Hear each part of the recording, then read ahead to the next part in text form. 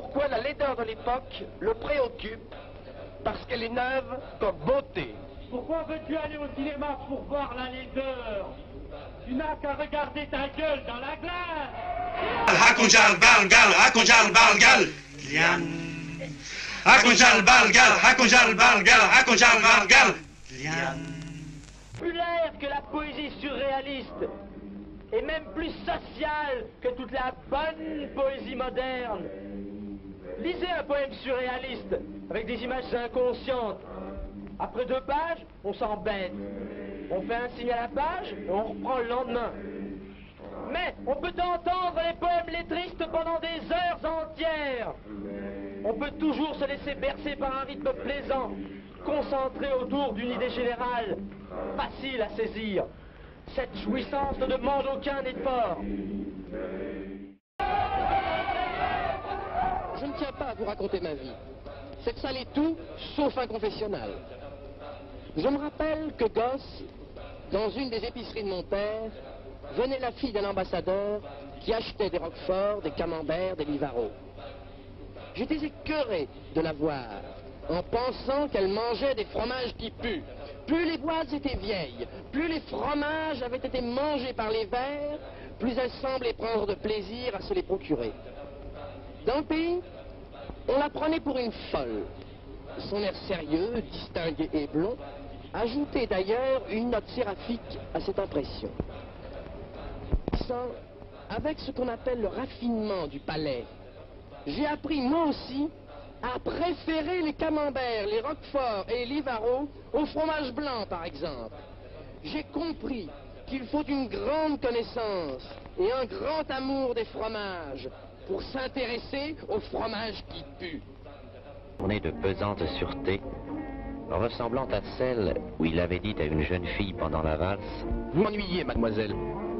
Au fond, on m'ennuie beaucoup avec vous. » en la plaquant au milieu du tourbillon, abandonnée parmi les couples, perdue, voulant voir la terre s'ouvrir sous ses pieds, exactement comme la petite bossue du Moulin Rouge, scène atroce s'il en fut, qui, assise à sa table, paraissait une fille normale, sans défaut, et auquel un beau jeune homme avait gracieusement demandé de danser. Or, debout, elle s'est révélée dans sa difformité monstrueuse, comme aplatie, ratatinée à ses pieds. Lorsqu'elle s'est trouvée sur la piste, devant le cavalier horrifié qui la suivait, en se tournant vers son partenaire, elle ne le trouva plus. Il s'était éclipsé dans la foule, préférant le supplice court et déchirant de la muflerie à la torture énorme de la danse. 3 danses une après l'autre, tandis que les yeux impitoyables et méprisants des autres l'écraseraient.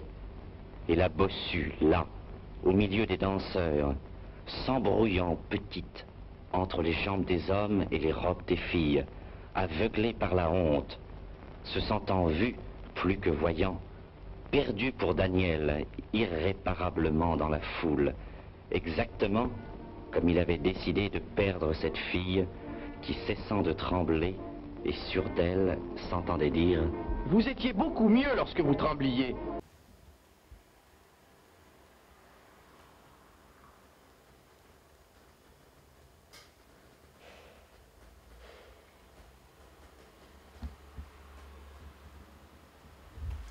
Stop! Mais oui, stop! Alors, stop! Aujourd'hui, sur le site, nous avons fait un hommage à un grand poète roumain naturalisé français, Isidore Isou. Mais Isidore Isou, c'était aussi un grand personnage pour le cinéma. C'est lui qui a fait ce film magnifique qui s'appelle La Bave et l'éternité. Une longue histoire d'amour qui dure 4 heures. C'est une très belle œuvre, c'est l'œuvre unique cinématographique de Isidore Isou.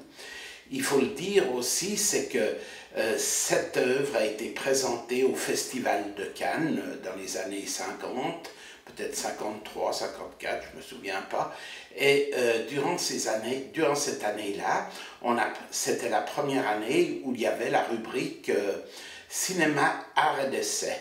Et on a présenté ce film qui a duré 4 heures et qui est très particulier, qui est tout à fait nouveau dans la façon de s'exprimer et de filmer. Et c'est vraiment quelque chose qui a dû surprendre les gens de cette époque. D'ailleurs, à partir de ce moment-là, il a eu beaucoup d'amis qui étaient un peu révolutionnaires, qui ont beaucoup aimé ce film.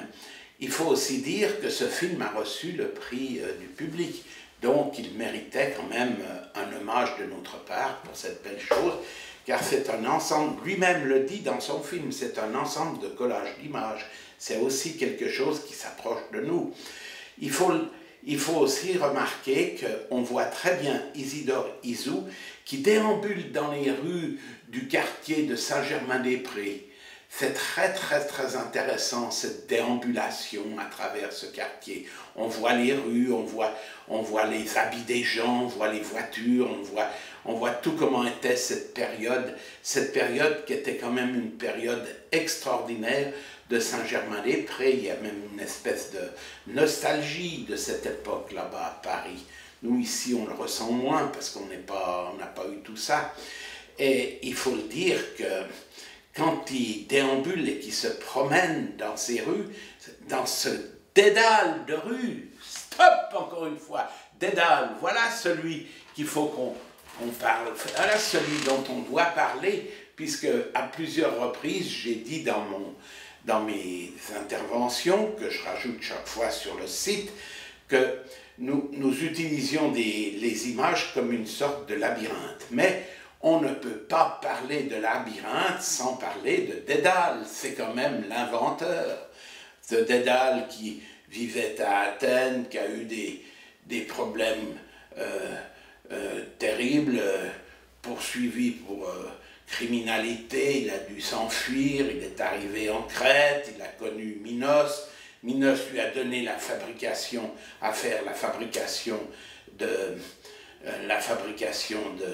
du Minotaure. Il était aussi un très grand sculpteur qui était très renommé parce qu'il arrivait à faire les choses d'une très grande ressemblance. Il y a aussi une très grosse histoire entre Minos et parce que le Minotaure, c'est aussi un peu, s'il est né, c'est aussi un peu grâce à Dédale, puisque le Minotaure est né de la femme de Minos qui avait voulu avoir une relation avec le taureau blanc.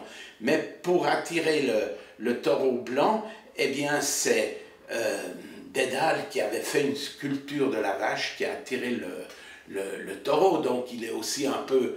Parce que c'est elle, la femme, qui a mis au monde le Minotaure, et le Minotaure qu'on a enfermé dans le labyrinthe. Comme il était très rusé, et puis un peu malin, un peu menteur, un peu humain, ce Dédale, c'est lui qui a donné à Ariane l'idée que son ami Thésée pourrait se sortir du labyrinthe, et il lui a vendu la pelote de laine rouge qui a permis de trouver le chemin de retour. Vous voyez, ça ne lui a pas porté chance, puisqu'après Minos l'a arrêté et l'a fait prisonnier, lui et son fils Icare, dans le labyrinthe. C'était sans compter l'intelligence de ce magnifique inventeur qui était Dédale. C'est lui qui a eu l'idée de se recouvrir les membres de cire et de se couvrir de plumes, tels que des oiseaux. Ils ont fui cet endroit. Dédale a bien dit à son fils, va pas trop haut à cause de la chaleur du soleil, tu risques de faire fondre la cire, ça pourrait être dramatique pour toi. Mais comme ça arrive très souvent, c'est comme ça aussi qu'arrivent les accidents de voiture. Finalement, on se laisse attraper par la technologie et puis il a fait un grand plouf dans la mer. Tandis que lui, Dédale, il est resté très proche de la mer, il s'est laissé porter par les vents et il est arrivé en Sicile, dont il était peut-être aussi le premier immigrant, comme on en voit beaucoup aujourd'hui. Après, bien sûr, les choses ont changé. Minos, très fâché, a écrit au roi de Sicile en lui demandant qu'il rende cet homme, que c'était son prisonnier, qu'il fallait le rendre, etc. Mais toujours, Dédale, avec sa façon d'inventer des choses, a inventé quelque chose qui était particulier et qui était juste pour cela. Il a dit je vais vous enseigner la rhétorique. Et alors, grâce à la rhétorique, il a été plus convaincant. Il a réussi à convaincre ce roi de Sicile de faire venir Minos jusqu'en Sicile, et là il a été assassiné. D'ailleurs, on a retrouvé, on a des preuves archéologiques de la présence de Minos en Sicile, et on n'a pas retrouvé peut-être la façon dont il avait été assassiné, mais enfin, toujours est-il que c'en est là. Hein, aujourd'hui, Dédale vit en Irlande. Stéphane Dédalus et son ami Ulysse Joyce. Ah, ils aiment aller au pub, écouter la petite musique gaélique, boire une pinte de bière, une Guinness au col blanc. Au col blanc? Jeu de mots, jeu de boileau. Tard, lorsqu'ils dansèrent dans le bistrot du coin. Une mélodie ne doit pas nécessairement te rappeler une femme belle. Tu l'as entendue peut-être près d'une personne indifférente. Mais comme la mélodie est belle, tu es obligé d'inventer pour cette musique un amour à sa mesure, une nostalgie inexistante auparavant, une tristesse pas encore ressentie. La musique crée alors un souvenir que tu n'as jamais eu, mais que tu aurais aimé avoir, une aventure à la mesure de la mélodie.